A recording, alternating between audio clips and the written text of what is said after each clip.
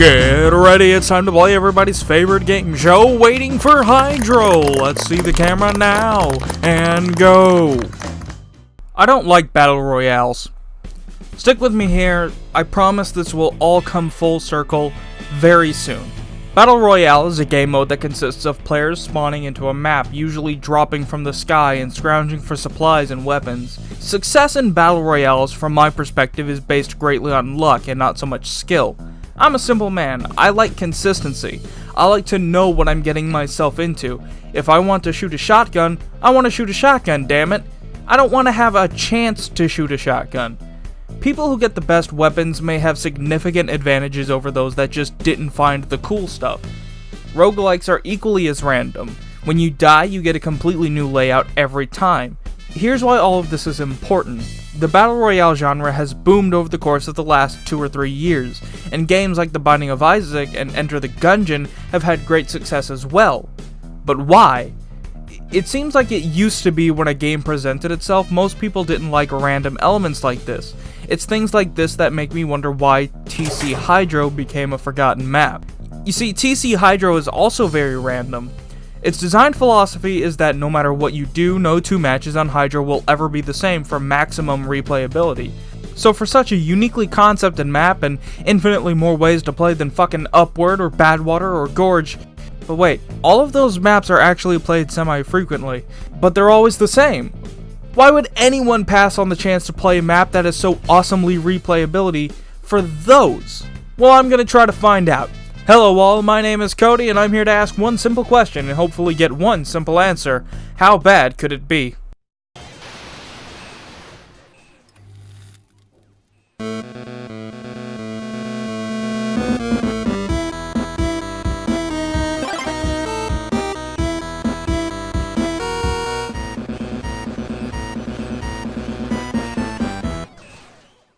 I feel like I need to get this out of the way.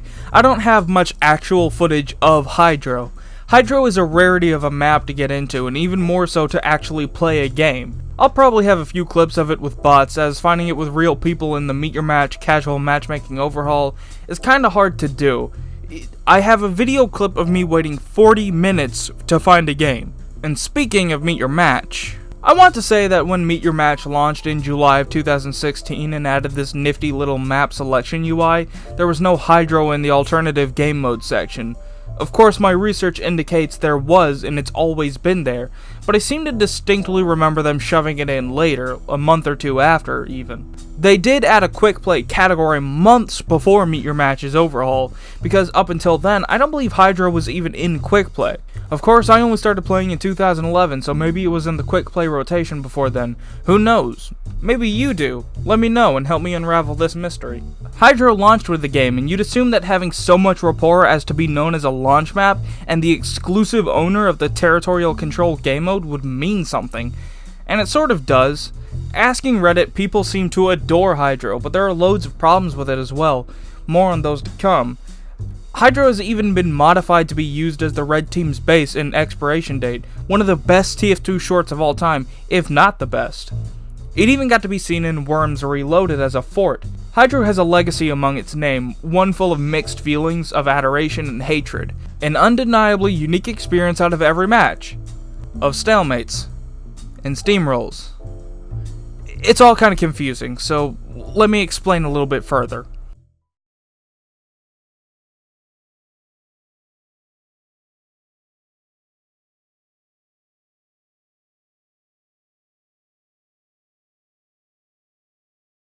Do you remember when I promised discussing battle royales would come full circle? Guess what, loser, I'm about to. Hydro is also a very random map. The developer commentary tells us that the design philosophy behind Hydro was to make a map that would be remembered through the ages, played often, and be unique, every time.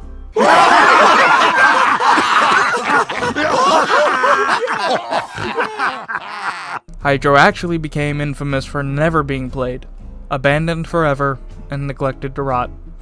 It sort of has the same aspect I discussed disliking so much about battle royales in the intro. It's very inconsistent, it's randomized, it has 6 layouts that the game will choose from every round after the enemy point has been captured. This gives me a ballpark estimate of around 216 different variations of Hydro. Now, this is a big asterisk as I am not very good at math, so please take this with a huge grain of salt. All of this, at least to me, contributes to why people don't play Hydro as much. Do you remember Fallout 76? It had a novelty of having no NPC human characters, but that novelty wears off after a while.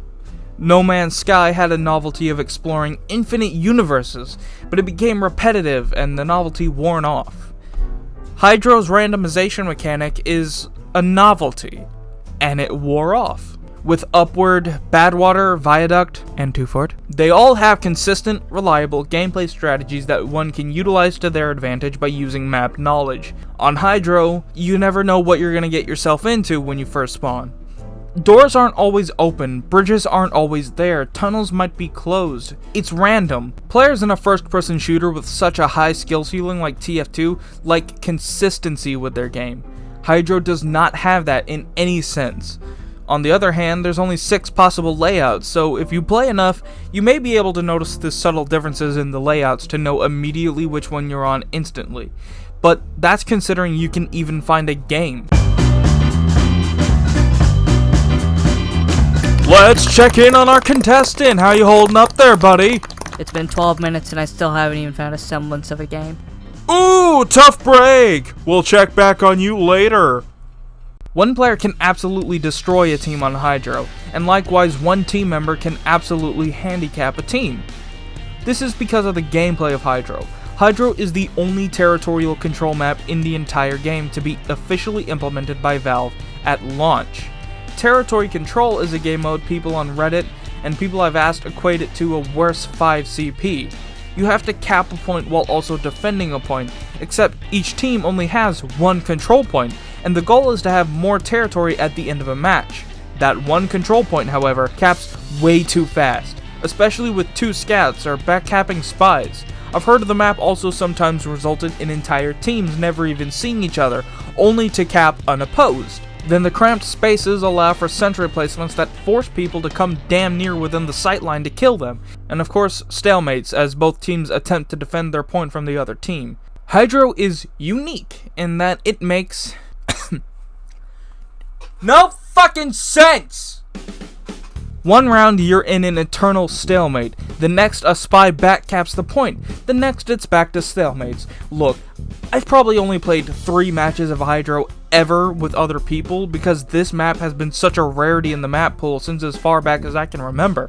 This is all based on what I've gotten from various Reddit posts, videos on YouTube, and personal questions with people, as well as matches with bots. I'll be honest, the only real thing I can say about this map has been said already. Hydro's legacy lives on in the memories of people like me who have been playing this game for years, but to the newbies like you maybe, you'll probably never even get to experience this map enough to form a fully educated opinion. Even I had a hard time forming thoughts on it. It is in the map pool for alternative game modes, which I feel is a shame considering it launched with the game, and no other territory control maps have ever been released, except maybe a few community maps have probably been made somewhere. I've already said nearly everything that I could ever say about Hydro as a map, covering gameplay, its whole concept, and legacy. I want to make some suggestions. Please note, I'm no game design expert, but I do have at least a little experience in Hammer if it's any consolation. I would increase the point cap time. The point captures way too fast, and we need to fix that if Hydro has any place in the future of Team Fortress 2. Which it's probably lost the chance at, let's be real, but what are you gonna do? Lump Hydro in with Control Point. Yes, Hydro is technically a separate game mode, but considering Probed and Two-Fort Invasion are just core King of the Hill and core Capture the Flag, they get lumped into alternative game modes. Is it really that bad to consider making it more apparent to new players it even exists? Find a way to fix the cramped spaces and maybe add more paths. In my little bit of playtime on Hydro and playing each of the layouts, far too often are there only 1 or 2 paths to the objective, many of which leading through cramped spaces, giving soldiers and demomen prime splash damage territory. Heavies can just walk forward and have teams filter into them, and there's just not that many routes to get to the different points. Maybe scale these tunnels and caves up a bit, open up new routes to the points. That's all I got for suggestions. Like I said, I'm no game design expert, so I have no place telling Valve how to make their game. But do note that these are all theoretical suggestions. Realistically, only 2 of those points are even likely to ever happen. Valve certainly isn't going to edit an 11-plus-year-old map that nobody plays on anyway. Considering too that editing a map to scale up sizes of caves can open up problems all on its own, it's just far too much effort. My final verdict is that Hydro just isn't very playable. If it's any consolation, the map looks phenomenal. In design and artistically speaking, the entire map is a beauty to behold. It has a legacy 100 miles long. Its concept is well executed, I think, but all of those things can only supplement a map. A map is really about gameplay, and in that department, Hydro just kinda dries up. The inconsistency combined with the back and forth of stalemates and steamrolls just makes Hydro infuriating. 1 or 2 exceptionally good or unrealistically bad players can make the map plain unwinnable or just plain too easy, and the cap time is absurdly fast. To answer the question that I ask in all of these videos, Hydro is slightly below average. That's not too bad, but it certainly could be better. I love Hydro. As a fan of the game, it holds a place in my heart just as much as other bad maps like Two Fort and good maps like Harvest. It has highs and it has lows, but it has far more lows than it does highs. I've been Cody. Game over. Hey buddy, you wanna get out of here and go play a different map? Sounds better than waiting here. And end card.